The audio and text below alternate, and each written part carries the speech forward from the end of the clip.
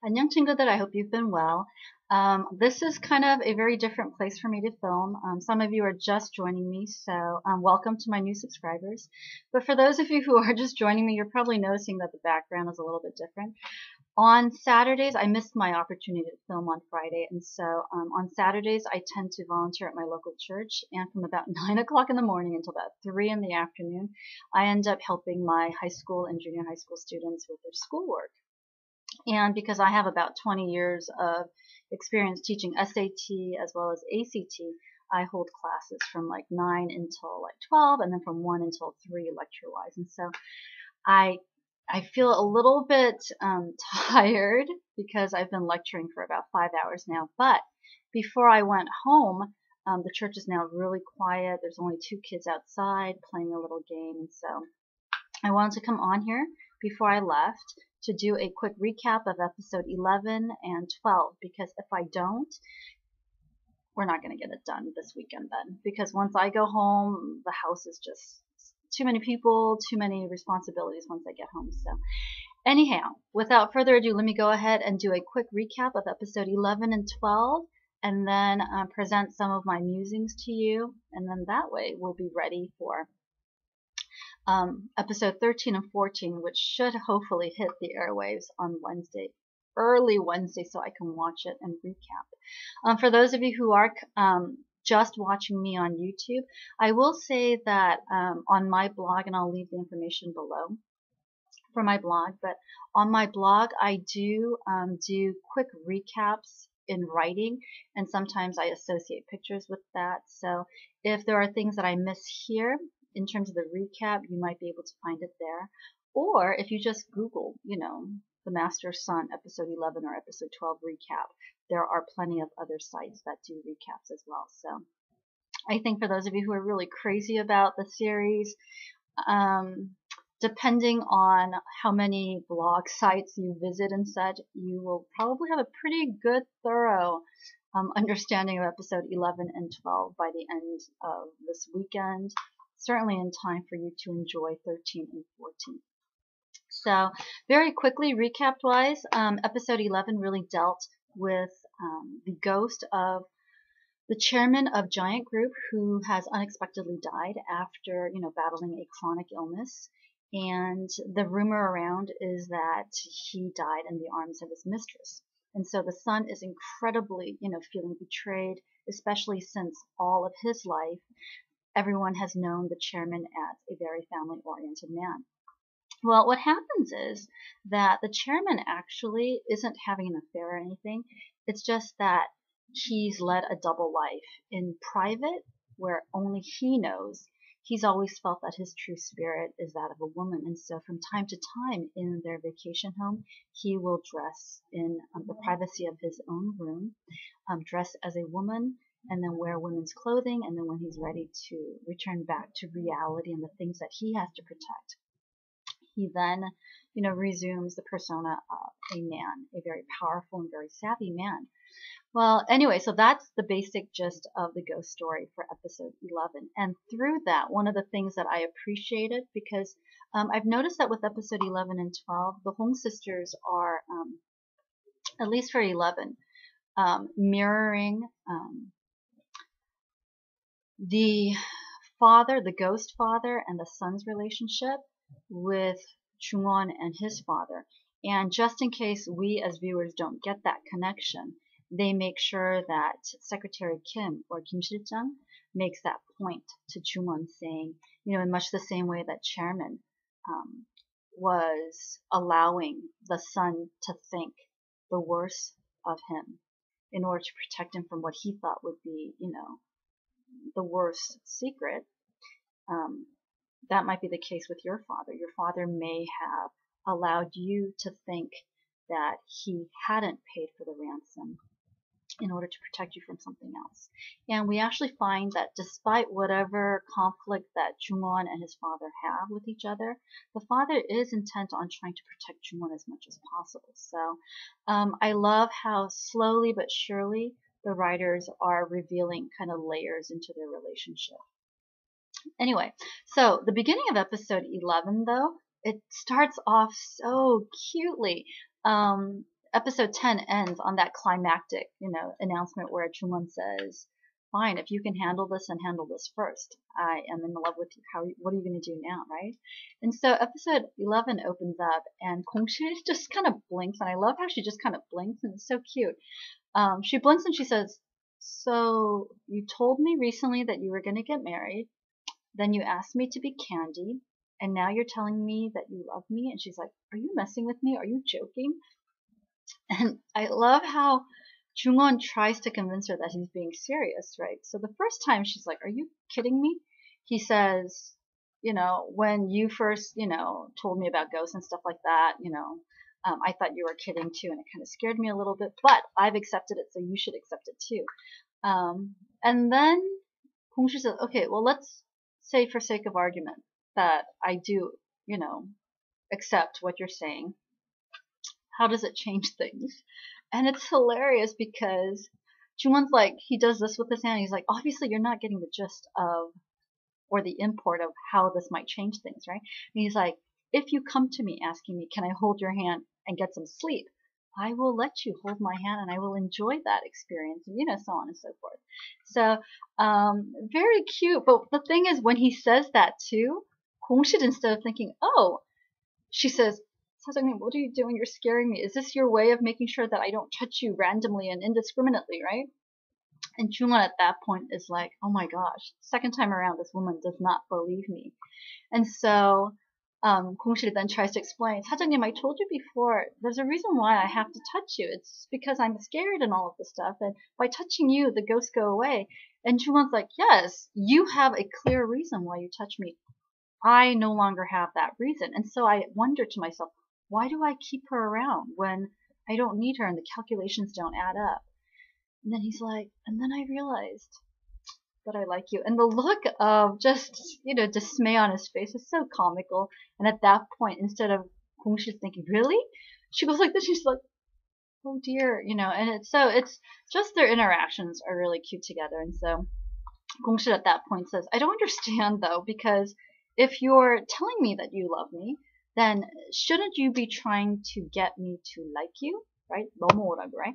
And then just the Hong sisters are so great with dialogue. I'm sure many of you guys have realized that too. But he basically says, "No, no, no, no, no, no. Don't think of this as a sweet confession of love. What this is a bitter warning for you to stay your ground. Your job," he's like, "I've tried. I've resisted as much as I can. In order to try to maintain this relationship of ours, I tried to get married or at least have an engagement. I asked you to be Candy, but you didn't want that. And so now he's like, I'm done. I'm going to just act however I wish. And it's your job to maintain our distance or maintain, protect me and make sure that you don't fall in love with me so that when it's time for you, you're able to leave. Then you can return me back to my place and such." So it's just really cute. And then of course Kongshi finally says, "Oh, okay," and so she's really excited. And the first date, they're trying to figure out where to go now that they're going to be on their first date. And of course, I love their plot twist because their first date happens to be the funeral. And Kongshi's look on her face when because the way Jungwon sets it up, he's like, "Hey, instead of going where you want to go tonight," because he gets a phone call as they're deciding where to go for their first date, he says, "Can you just go where I need to be?" And she's like, "Okay, well, where?" And then Jungwon says, "This is probably going to be a place where where the richest people in Korea are going to congregate, right?" And so Kongshi's thinking, it's going to be like some charity event or something like that. And then he looks at her and he's like, "Yes, we need to first change, get you some new clothes so that you look elegant or high class. And let's make sure it's in black." And so she's probably thinking it's a black tie event. And so the look of disgruntlement on her face when she realizes he's taken her to a funeral. And remember, Kongshi, funerals are like rife with ghosts and such. She doesn't want to be anywhere near a funeral or a wake, right? So anyway, she then says, "If you needed my radar services, you didn't need to tell me that you loved me." And then Jungwon says, the timing just happened to coincide. I wasn't, using that. And she's like, "I don't believe you." then she's like, I'm going to put on my radar and just go scope out the place, right? But in the funeral place, I found this to be one of the cutest moments. There were so many cute moments in this episode, but one of the cutest moments is when Jungwon takes her to the, I guess, the room where people come to pay their respects to the 회장님 or the chairman, and he points out to Gongshi the giant CEO, right? Giant mall CEO. And Gongshi's look is hilarious. She's like, oh. And so Jungwon thinks that she's seen something supernatural, right? And she goes, oh, wow. She's like, oh, he's so good looking. And then Jungwon takes her by the chin, and I think I'd mentioned last week that Jungwon's playfulness and jealousy is starting to kind of come into effect, right? Especially, I love that scene in the previous episode where he was holding that vase, right? And he was telling Gongshi, what should I do? Because my aunt, she's the only aunt I have, and I hear she's dying. So we need to break this, but, if I break it, my engagement might break, and all of this stuff, trying to compel Gongshi to tell him, break the vase, right? So we see him again a little bit kind of in jealous mode, playful mode, so that when she's like, oh, he's so handsome, he takes her by the chin, he's like, remember, you're on a date, and no looking at other men. And then Gongshi makes the comment, she's like, you always talk so badly about him that I thought he was this ugly, mean-looking man, but he's so handsome. And of course, Jungwon gets upset, right? So anyway, one of the things that there's all this joking around throughout the episode, and double entendres, what have you, innuendos, and one of the best is when one of the best scenes of jealousy is when the giant CEO shows up at Kingdom because he has a meeting with Jungwon to deal with some business logistics regarding their both their malls and access and things like that to the roads. So they're watching Secretary Kim, Jungwon, and Kangwoo from the second floor right as the CEO comes in. And what's funny is that Gongshi happens to be walking by at that exact moment.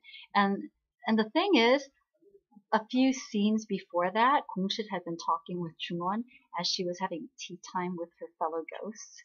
And Jungwon's so cute. He's like, he notices finally, and he's like, are you having tea time with your ghosts?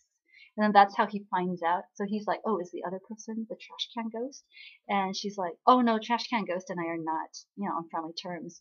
And then Jungwon's like, so you're not friends? And the look on his face of, I gave the necklace to the wrong ghost. It was just classic. But anyway, so at that point though, Gongshi had tried to spray herself with the perfume that the chairman had used, right?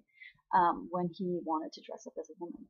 And so Gongshi they're not aware of this yet. And so Gongshi sprays it thinking, well, if I smell like his mistress, maybe it'll attract him, right? And Jungwon's like, are you now in the process of attracting ghosts, right?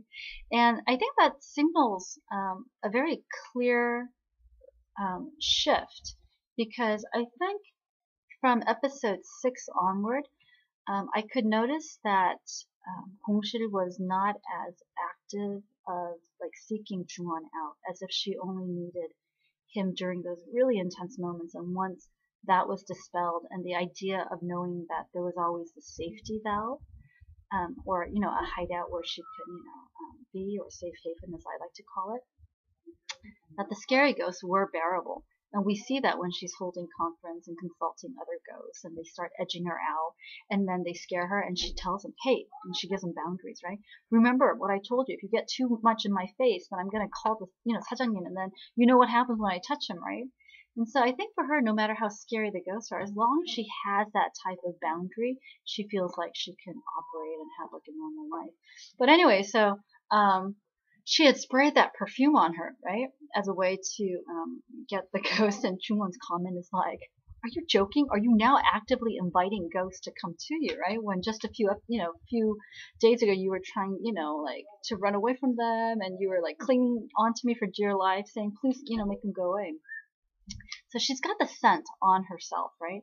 So when the giant CEO shows up, and then they happen to walk by each other, he stops. And this, I think, was such a cute moment, because on the second floor, landing or, overlooking the entrance, Secretary Kim, I felt like I was watching a baseball game or something because Secretary Kim starts narrating everything that's happening, right? He's like, oh, the CEO is stopping. Oh, he's turning back. Oh, he's looking at, he's like engaging Kungshit in the talk and everything, right? Or Miss Tae in talk and stuff. And during that whole time, Chungwon and Kangwoo are glaring down at the scene, wondering what the heck is going on, right? But all it turns out is that the 사장님, the CEO for Giant, recognizes the familiar scent, asks her, excuse me, miss, can I have the name of this perfume? And Kungshit says, I don't know, but if you'll follow me, I can show you the bottle. And then so he's like, yes, please, if you would. And then he follows her, right? Upstairs, Secretary Kim's like, oh, that's not the way to the conference room. It looks like he's following her to her office, right? And then, of course, both men are kind of like trying to process it. Well, Secretary Kim then puts fuel on the flames by saying, I wonder why. Those two could be, like what they would have to talk about.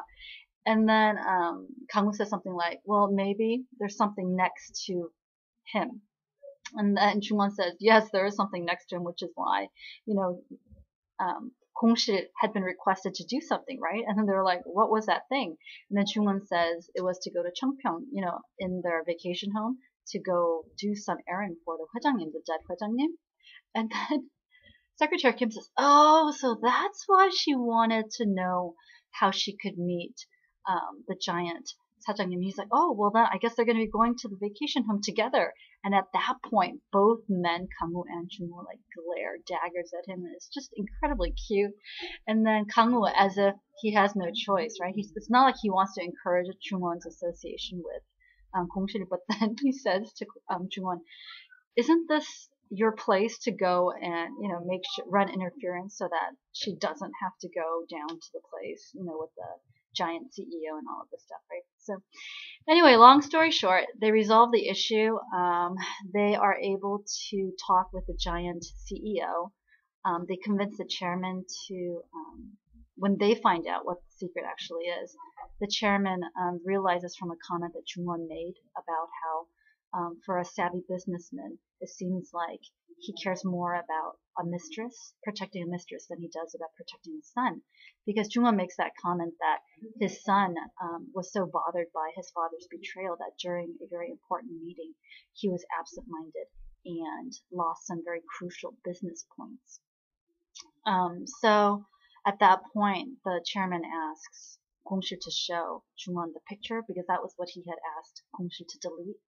And at that point, when Jungwon realizes that, because Jungwon makes this comment, he's like, I don't know if anything will shock me because I've lived my whole entire life with my father in the arms of another woman. So, my father doesn't discriminate by age or race. So I don't know if this woman will shock me. And of course he looks and then he's shocked, right? But Jungwon tells the 회장님 that for the sake of his son, that it's better, he thinks it's better, that instead of the father protecting the son, he would allow the son to protect the father. And so they show the son the picture, and it's so cute how they call the son back because he had just been about to open the door to the private room, and Jungwon had called him pretending that he was already in Seoul or Seoul, saying, I decided that, especially with all the grief and stuff like that, you seemed like you didn't have your mind on business, and so you surrendered a lot of some very crucial, business points, and so I thought maybe we could renegotiate that. And so the guy's like, oh, okay, and then he, returns to Seoul because Jungwon's like, come now, immediately, if you want to renegotiate, right? So as soon as he gets off the phone, Jungwon's like banging his head on the wall, and Kongshil's like, I think he's gone. And Jungwon's like, of course. Do you know? I don't think you can imagine the amount that I have just conceded to this man, right? But anyway, so he comes back, and it's just really cute. I mean, a lot of those really great scenes where the son thinks when he returns and he sees Kongshil there with Jungwon, he's like, are you the woman that, are you my father's mistress? And then Kongshil just can't say anything. And then Jungwon says, 정신 차려, like, right? Get a hold of yourself. He's like, this side, she's mine. This side, this is your dad's. And just all those classic moments. But anyway, so they clear it up, and then the giant 사장님, or the CEO, realizes his father was true to the family, that there was no betrayal, but that it was just his father had a secret that society he knew could not understand, and so he hid that true side of himself. And so the son, there's this really poignant scene where it's just the son and the ghost of the father, and he says to the father whether he knows that the father's sitting there or not. He says, Father, the things that you lived your life protecting, I need to protect as well. So I need to keep, what you started. But he said, the funeral of this poor woman, your son will arrange. And so it was this beautiful moment where the son, no passing of judgment on his father, was acknowledging his father's true spirit in that sense and saying, Father, I will give you a proper burial, at least that persona of you. So, and then, the 회장님, of course, then appeased, disappears. Well, what's really cute is that afterwards, I think the next day or later that day, the CEO comes into Kingdom, and at that point, Secretary Kim and Jungwon are again on the second balcony, which makes you wonder, do they do any work, right, other than look at who's coming in and out of Kingdom? But the CEO has a huge bouquet of flowers, and so Jungwon gets a little peeved, and he's like, what's he here for? I told him specifically we weren't going to renegotiate, the business deal because there was no need to, And then Secretary Kim kind of fans the flames again, and he's like, well, from the looks of that huge bouquet, it doesn't look like he's coming to see you. He's like, he's probably coming here to see, Miss Taekwondo, right? Taeyang. And then he says, once you felt the warmth of Taeyang's, sunlight, you're just going to continue to come. And of course, Jungwon's not pleased. And then Secretary Kim says, because Jungwon makes the comment, well, does he have nothing better to do than deliver flowers, right? He could have asked a delivery person to come. And then the secretary says, yeah, but giving it directly, you can see the person be happy, and it'll make the person happier. And he's like, besides, you can then, be assured that it was properly delivered. And it's like a poke on Jungwon because, Secretary Kim knows Jungwon's kind of in a twist because he doesn't know if Hongshi received the necklace and just chose not to wear it, or if she just didn't pick it up. So there's this really cute, but I thought it was kind of poignant scene where soon thereafter, because Secretary Kim then takes the bouquet from the 사장님 and he intercepts so that the giant CEO does not really get to talk with Taegong-shi, right? But there's a scene where Jungwon is before the trash can ghost, and literally, for a man who is so incredibly logical and cold-hearted and such, you see him getting sucked into Gong-shi's world even more as he asks, okay, if she picked it up, flip the trash can lid, and then, it does, and you see him, it's just, I thought it was poignant because as happy as he is to know that she picked it up, there's part of him that wonders, well, why isn't she wearing it? But in addition to that, he can't openly acknowledge or give it to her because in his mind, he can't have that type of emotional attachment ever again, and he wants to keep her at arm's length. So, anyway, so that was really what episode 11 really dealt with a lot. Oh, I did forget to mention the end of episode 11 was, the Home Sisters do such a great job with their endings and their beginnings. And so one of the things is that Jungwon decides to take Hongshit out on their first official date later on in the episode. And as he goes back to, do that, there's kind of a scandal brewing with Lee-young and stuff like that. So the aunt is there, and she uses that as an excuse to ask Jungwon what his thoughts of Hongshit are, right? And at that point, Jungwon says, you know what, aunt, the things that you usually use to intimidate women, they're not going to work with her. She doesn't get fazed by things like my marriage or anything like that. And then the aunt was like, I don't understand. Does she not have any, self-esteem or pride? And at that point, Jungwon had been ready to leave to rejoin Hongshi, right? After the 10 minutes or so. And he happens to see her in the entrance of his office. And so when the aunt asks him, does she have no pride, Jungwon notices Gongshit is finally wearing that pendant. And to me, as I watched it, it felt as though he was using that opportunity to remind her that she needs to remember her place, that it's her job not to be swayed by whatever he says, but that she has to keep um, her emotional distance from him, right?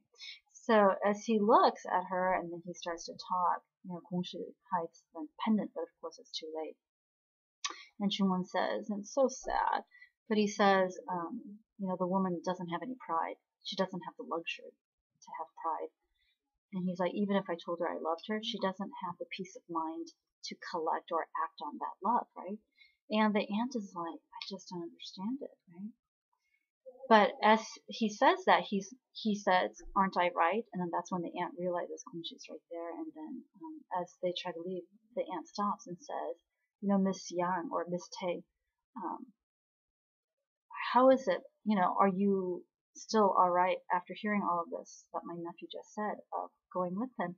And Gongshi in this very quiet voice says, yes. And she's like, it doesn't really matter to me because I'm not in a position like that. And then she walks out. And then, of course, I love how Chunwon, his face kind of cracks a little bit. And then the aunt sagely points out, Chunwon, your face right now, it doesn't look like you're safe or that things are secure. And then he goes running after her, of course. And then by then, Gongshi is in tears, trying to fight the tears.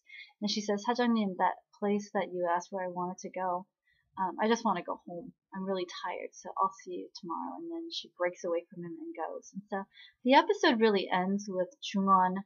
Later on, he can't get the memory of her in tears out of his mind, so he goes to seek her out after work. And he pounds on the door, and then Gongshi comes out pretending that she's been possessed by a ghost. She tells him to buzz off, and it's really interesting because remember that Chunwon can't tell when she has ghosts in or ghosts out, but he's able to see certain parts and realize when she's faking it. Kind of at that part at the pool when he had a suspicion that the ghost had already gone, and then she was actually talking about herself, which actually she was. Well, when she does this, the ghost, Taegong as the ghost says, she says to get lost. That's when he realizes no, she's faking it, and then he grabs her, and then Gongshi yells, "Get lost!" And he's like, I've just held you. How come? I've just touched you. Why aren't you getting lost? And all of this stuff. But anyway, the episode ends climactically by his asking Gongshi, because he asks, okay, I understand that she's in a lot of pain. Can you have Gongshi return so that I could talk with her, right? And then Gongshi says she doesn't want to talk to you, and then she walks away. And Chunwon says, did you ever find out how I got rid of the nutcracker ghost? Not the nutcracker, but the walnut cracker ghost, right? And Gongshi turns around, she's like, why? Did you slap her or something? And then he's like, watch closely and return. And that's, I think, one of the things that the Hong sisters do really well is they have a really great skill for revisiting previous scenes and making it a little bit new, putting a slight twist.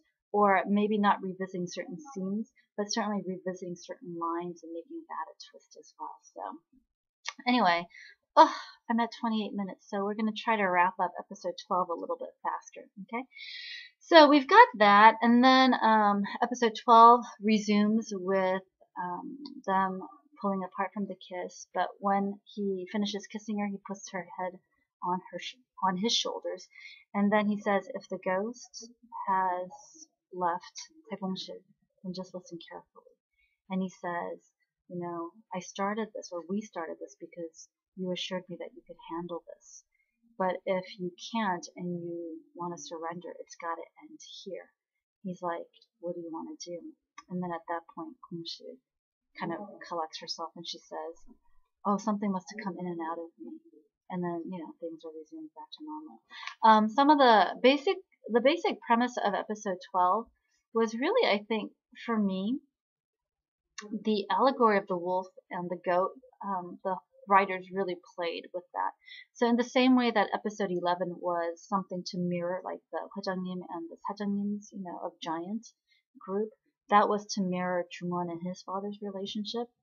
and how the father, even though the son hates the father, is actually doing things and accepting the son's anger and sense of disgust or betrayal because it's his way of protecting the son, right?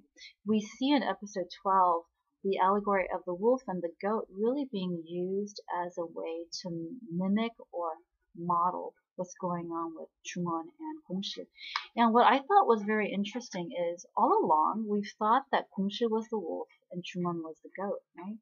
But in much the same way that their roles were reversed in terms of the touching, because now Chungwon wants to do the touching and such, I found that the role of the wolf and the goat, at least from my perspective, having seen episode 12, it seemed to have shifted. Because all throughout episode 12, there were these very heavy hints and references about the wolf and the goat, how Chungwon is really making efforts now to read. And I love the fact that the idea of fear and facing your fears is something that gets played over and over in this episode. And Jungwon is kind of needled into it finally by Gongshi's point when she asks, it's been 15 years and you still can't read. Aren't you ashamed? Don't you think it's time to face your fears, right? But before that, what was really cute is, and I'm sure those of you who've seen it, I'm sure you found it just as cute. Imagine Secretary Kim here, Kang-woo, and then Jungwon seated as they deal with Lee-ryung and her scandal thing, and that was a really cute scene. And then episode 12 really dealt with a little boy who had been killed in an accident, but whom the I guess murderer, if you will, instead of taking him immediately to the hospital or calling the police, in fear tucked him in the trunk and then just basically made sure that he died by that action. But that when they were entertaining him, very reminiscent of Full House, a la Full House. The three men start singing, Gongsamari, or Three Little Bears, right? But the thing that I found really interesting about that particular scene is as Secretary Kim and Kang-woo are now for the first time dealing with a real life ghost situation, Jungwon gets this very smug look on his face, like this superior kind of sense of, oh, I've been there, don't worry, kind of thing. And then Jungwon tries to excuse Kang-woo to get him out of the, scene by saying, oh, I hear that you're scared of these situations. You're more than welcome to leave. And Kang-woo says, oh no, I've decided to face my fears, so I'm gonna stay. And then he takes the initiative and asks, what can I do to help, and things like that, right? So there's definitely this jealousy that builds, and I think with that type of interaction too, Jungwon realizes he too needs to face his fears. And the beer scene, I know many of you have seen the beer scene where he goes, so incredibly adorable. And I love the fact that it wasn't just a one-time deal, but that the Home Sisters then had Jungwon come back later on in the episode and actually be successful this time in displacing Kang-woo's beer cans, right, and shoving his, six-pack in there. But I think that's also reminiscent of, or symbolic of, what's going on, in the sense that, Kang-woo Kang-woo does eventually tell Jungwon the secret about Heeju's, evil twin, if you will, because Jungwon finally asks him, and he discloses that he thinks there is a twin. And it's interesting because Jungwon firmly believes that Heeju died. He saw it, of course, but that also Gongshi can see Heeju's ghost. So he makes the logical assumption too that this must be Heeju's twin, right? So he asks Secretary Kim to go back to the orphanage and find out about the twin. And this is where it just got a little dicey for me, because Secretary Kim then says, this must be Hannah. He's like, uh-oh. And as he said that, he's like, oh, Jungwon must have found out about Hannah. And I'm just like, as soon as he said that, I was like, please do not be one of the bad guys. Please. I don't want that to happen. Because those of you who saw King to Heart, it drove me. I was so saddened when, the king's the king's secretary turned out to be the one in kind of pseudo cahoots with that maniac crazy guy, right? The John Mayer guy. So kind of, anyway, so he eventually deals with that. He starts to really learn how to read Jungwon, and it's really cute how day after day he's, trying afterward. even though it kills his eyes and such, right? But the thing that I want to make about the point about the beer can displacement and stuff like that is that all throughout, Kangwoo, even though he's now kind of done his part in helping to share the news about Hiju's twin with Jungwon, because Jungwon makes this pointed comment of, now that things are resolved, you can leave now, or when will you, leave Kingdom? And Kangwoo specifically tells him, I'll leave when this whole thing with Hiju is over, and when Taegongsil is okay to let you go, like doesn't need you anymore, or I think the phrasing was when you no longer need Taegongsil, right? And so it really, in some ways, it really speaks to Kangwoo's character and perseverance and love for Kongsil, or the deepening love for Kongsil that he has, in the sense that he doesn't want to leave her by herself. He wants to be there when she is available so that he can then hopefully woo her. And, so there's that reminder to Jungwon too that Kangwoo's there if, Kongsil, he cuts Kongsil loose or vice versa. In terms of episode 12 with Kangwoo, there is this scene where he has with Lee-young. Lee-young had, gotten hospitalized, one of her little publicity stunts and such. And so she comes to Kingdom Mall and kind of sees him, and she kind of confronts him saying, hey, shouldn't you have dropped by the hospital to bring me soju and dried squid? And the guy's like, no. He's like, you're like a great whale, and it's too much for me to handle. I have no intentions of handling, a huge great whale. And then, it's so cute because as spoiled as Kangwoo thinks she is, I find her character so incredibly adorable. And then in a very quiet voice, she asks Kangwoo, I don't suppose you could handle a dolphin. And it's so cute how she says that, right? And then Kangwoo still very coldly says, look, even if you descended to the level of an anchovy. And for those of you who haven't really seen Korean anchovies can vary from about this big to about this big, just a few millimeters, right? Or less than a centimeter. I think the smallest one I saw was like half a centimeter, right? So in Korean social hierarchy, I suppose, in terms of the fish, anchovy is like the lowest of the fish, right? It's also the cheapest and so on. So when he says, look, even if you were to descend to the level of an anchovy, I still wouldn't, want to handle you. And then Lee-young, of course, offended, says, who said I would descend all the way down to the anchovy level for you, right? And so Kangwoo thinks she's just kind of blustering and huffing puffing. He goes back to the security room, and then he happens to see his Tuli doll there, and he just leaves it there as, a reminder for us that he's still biding his time, so that he can be with Taegongsil, right? But he happens to look up in the security monitor, and he sees for the first time Lee-young really showing tears and not being the spoiled, actress or diva that he thinks she is, but to realize that she really was affected by his curtness, because she tears up, she wipes her tears away, puts on sunglasses so no one can see that she's still tearing up, and then she leaves. So I think definitely for episode 12, in terms of those two characters, this is marking a little bit of the beginning where Kangwoo is now seeing her a little bit beyond that. He certainly shows that he is starting to care for her by asking, hey, doesn't this affect you when like the scandal with her and Jungwon and possibly him was going to happen? And oh, speaking of that scandal, it was really hilarious because you see when they start discussing it earlier on in the episode, Jungwon on one side, Kangwoo on the other, and they're both saying, look, you take responsibility, because a scandal came out saying that, there were two mystery men in her life. And, Kangwoo was like, look, you've had 4 broken engagements already, right? This is not going to bother you. And then Jungwon's like, no. He's like, I've noticed that your face is all over the internet.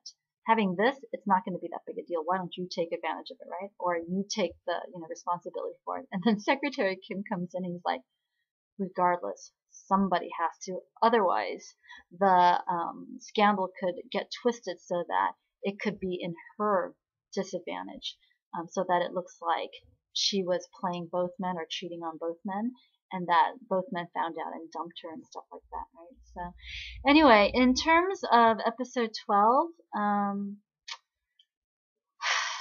I sigh because the ending was pretty, I think for a lot of people, shocking. Um, the writers had hinted that something was going to be up. And as I was watching episode 12, I was thinking, wow, they're really hammering in the wolf and the goat story a lot. And we find out through Hannah, who tells the aunt, when the aunt finds the stack of fairy tale books or the children's books in Chungwon's living room, that the story of the wolf and the goat is that the one who loves more in the relationship ends up dying. And she says it's the wolf. And, as that last scene where Kongshil finds the little boy and is trying to rescue him. And then as she's doing that, though, the guy who had ended up hitting the kid in that hit and run, comes, and because he's so afraid of being found out, he then plans on killing Kongshil as well, right? So Kongshil, as she's talking to Jungwon on the phone, saying, "Hey, I found the body. It's in the," she has to hang up prematurely, and then she sends a text saying, "This is where I'm at," right? And Chungwon gets that text, and you can actually sense the panic that he has because he doesn't have the time right now to ask someone to read him the text. And because unlike, I think it was I want to say it was episode 11 or so, where he had the two little neighborhood boys read the text for him. Very cute moment, by the way. I love how he bribes them or rewards them, right, for reading that text message. But unlike that time, he doesn't have the luxury of time of getting someone to read it for him. And so we really see how his concern for her is overriding his fear of of reading. And what I found very interesting about this particular piece too is that the book, I had wondered what book they had made him read, right? And it turns out that it's actually the Agatha Christie book. For those of you who are aware of what this is, the American title, I believe, is 10 Little Indians.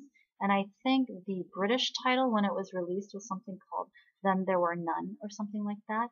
It's a book that I read and I actually thought was very intriguing because the premise of the book is there's a man named Judge Wargrave who has presided over, the guy's dying, and as he's about to die, there are, as he looks over his life, a number of cases, I would say about 9 cases, that he felt that the guilty person got off because the hands of justice couldn't, properly hold on to them. And so what he does is he arranges it so that all 9 of those people are invited to this island, and they think it's kind of like the sweepstakes thing or whatnot. And on each of the bedroom doors is this poem, 10 Little Indians, about how, these 10 little Indians were going somewhere, and one by one, each little Indian started dying off until there was one left. And then the end was, and the last one hung itself, and then there were none, right? And so it's this whole story of where, I'm sorry for those of you who are like, oh my gosh, did she just tell me the ending of that story? I'm sorry. I'm one of those people who finds out about endings before she watches movies or books, and it drives some of my friends and family crazy, but hopefully I didn't ruin it for too many of you guys. But I totally forgot to warn you guys. I was about to tell you the ending. But anyway, what happens is the judge escapes suspicion because he's, I think, like the 3rd or 4th person that supposedly dies. And then later on, he does die, so that no one when they eventually come, the authorities come, they find an entire island filled with 10 dead people, right? And they can't figure out who did the murder or whatnot. And the only way that they figure out who killed was because Wargrave, before he died, had written out the entire story and confession, which a fisherman later then finds. Well, Hiju's evil twin, Hannah, ends up going by the pen name of Wargrave. And I think Maria or Maria, when they had met, or I don't know. I think, no, she sent the postcards to Chungwon's dad, I think, I thought. Or maybe it was Maria, but anyway, I don't remember. But it was always addressed to Perrault, which was one of the French, detectives of the Agatha Christie series. But anyway, so, Chungwon apparently had read this book, 10 Little Indians, or the British version of Then There Were None. And that was what freaked him out, because literally every chapter or every other book, it's like someone dies. And I think Vera, the character that was left last, Wargrave had positioned them so that the one that he felt deserved the severest punishment for the severest crime, obviously, he would kill them last so that they would feel the full extent of the fear and the psychological trauma and all of the stuff. So this woman who had allowed this little boy in her care to die was the last to survive. And then when she returned to the house and she saw the news, she kind of gave up and then she just hung herself, right? So anyway, that's the book that Chungwon read. And so, despite the trauma of having read that and such, he is barely able to make out the words to the text message. He rushes there just in time as the guy tries to come at Kongshi with the screwdriver. And of course, Chungwon ends up getting that screwdriver. And Kongshi is just left, in shock because she, Chungwon sags against her and then she realizes he's got blood on his, back. So the point that I was making earlier about the wolf and the goat, earlier, Chungwon kept saying to Kongshi, you have to protect me. You're the wolf. Remember, you have to protect me, right? But we clearly see this reversal of roles where by that, and especially when Chungwon then at the very last scene of the episode shows up as a ghost, hinting at the fact that Chungwon has died, that as far as we know in episode 12, because we don't know how whether Kongshi is going to end up dying too or what have you, right? But that by the end of episode 12, it's pretty heavily implied that Chungwon is the one who loved more in the relationship, and that he has actually taken on the role of the wolf because he's protecting her, not only from the physical assault of the hit and run guy, but even just throughout the entire episode, whether it was 11 or 12, you see him constantly reminding her verbally, hey, remember, you're the one who said you could handle this. We can't continue this if you can't handle it, and giving her verbal clues and things like that. And so he's definitely, playing that role, which I thought was very interesting. Other than that, what I thought was really funny were just all the playful moments. And I think as Chungwon has now, whether, willingly or unwillingly, revealed a lot of his person to Kongshi and all of his fears and what have you, right? His vulnerability and such. Their playful moments certainly are much more, and they just have so many more meaningful conversations. Incredibly playful, incredibly jealous. I love Chungwon's jealous moments and such. So, in terms of the ending, I know that a lot of the readers, and not a whole lot of readers leave comments on my blog, but those who have, thank you. But I know that a number of you were saying that you were crying. Certainly the people around me who've watched it were telling me that they were crying late into the night. I don't cry when I watch things. Maybe I tear just a little bit, but anyhow, they're wondering, is he really dead and such? And I know a lot of people are doing, all sorts of speculating, and I will add to that speculation. In terms of the genre of romantic comedies, by definition, the ending has to be a happy one. That's the nature of comedies, right? If you look at literature or, literary scholarship, comedies, it's one of the requirements for it to be a comedy is that the ending has to be a happy one.